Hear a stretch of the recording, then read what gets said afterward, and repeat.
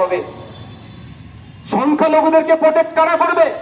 সংখ্যালঘুদের জান মাল সমস্ত ধরনের রক্ষার দায়িত্ব বাংলাদেশের সংখ্যালঘুদের দায়িত্ব বাংলাদেশের সংখ্যাগুরুদেরকে নিতে হবে।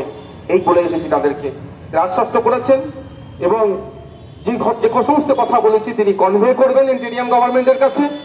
আশা করছি বাংলাদেশের আকাশে যে কালো মেঘ সাহিত্যে চলেছে সেটা ধ্রুবিত হবে, বাংলাদেশ স্বাভাবিক হবে, বাংলাদেশের মানুষ ইন্ডিয়ায় আসবে, ইন্ডিয়ার মানুষ বাংলাদেশে যাবে।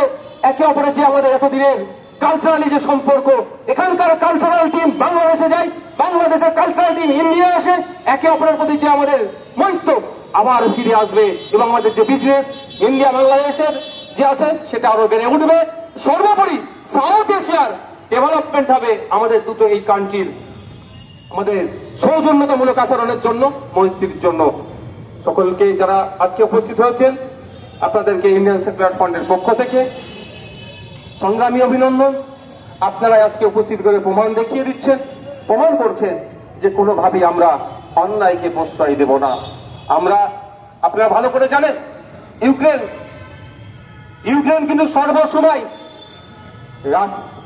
আপনার ইসরায়েলের পক্ষ নয়, প্যালেস্টাইনদের যখন মারে বরঞ্চ ইসরায়েলের পক্ষ নয়।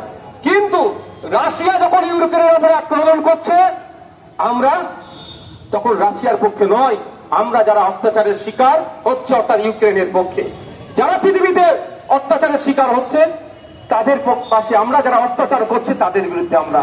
রাশিয়া প্যালেস্টাইন ইসরায়েল, আমরা ইসরায়েলের বিপক্ষে। বন্ধুগণ আপনারা এসে উপস্থিত হয়েছেন, মাইকের আওয়াজ আছে, আমি একটা বার্তা নয় আর বাস্তব কথা বলতে চাই। বাস্তবটা এটাই, সারা পৃথিবীতে লক্ষ্য করলে দেখা যাবে যে যেখানেই সংখ্যালঘু আছে সেখানেই সংখ্যাগুরুদের দ্বারাই আক্রান্ত হচ্ছে।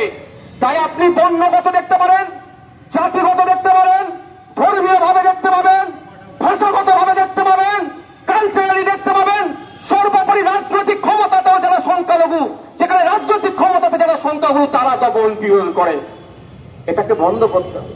ইউএন তো বড় বড় বড় বড় ভাষণ দেয়, জীবিকার কথা বলে, বাসস্থানের কথা বলে, অন্যের কথা বলে, কিন্তু দুর্ভাগ্যের বিষয় তারা 18ই ডিসেম্বর মাইনরিটি ডে সেলিব্রেশন করে, কিন্তু সারা পৃথিবী জুড়ে যেভাবে বিভিন্ন ভাবে যেখানে ভাষায় কম, যেখানে বর্ণে কম, যেখানে জাতে কম, যেখানে সংস্কৃতিগত দিক থেকে তারা কম লঘু হয়ে আসছে, তাদের উপরে যে দমন পীড়ন হচ্ছে, তাদের উপরে যে অত্যাচার হচ্ছে, এটা বন্ধের জন্য দুর্ভাগ্যের বিষয় সক্রিয়ভাবে হতে দেখলাম না।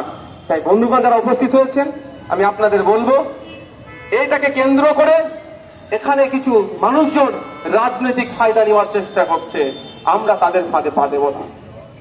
অনেকে আপনার হয়ে কথা বলবে, অনেকে এর হয়ে কথা বলবে, কিন্তু দিনের শেষে এদের দুজনেরই লক্ষ্য ভাগাড়ে একটা তবে গরু পড়বে, শুকুন হয়ে তাকিয়ে থাকবে। তাই ও কাজ আমরা করতে দেব না।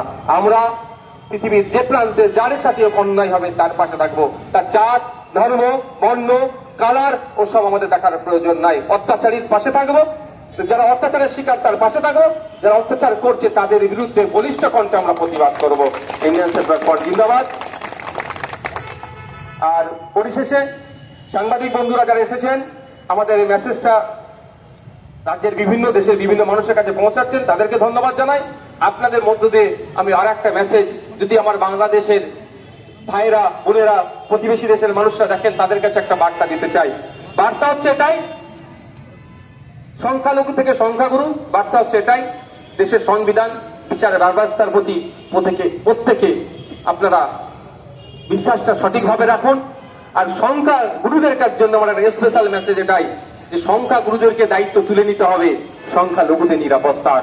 এটা বলে আর সর্বোপরি এখানে যারা দায়িত্বশীল অফিসার যারা আছেন, OC sir, AC sir, DC sir যারা ছিলেন এবং আরো যে সমস্ত পুলিশ বন্ধু যারা আছেন প্রত্যেককে ধন্যবাদ জানাবো।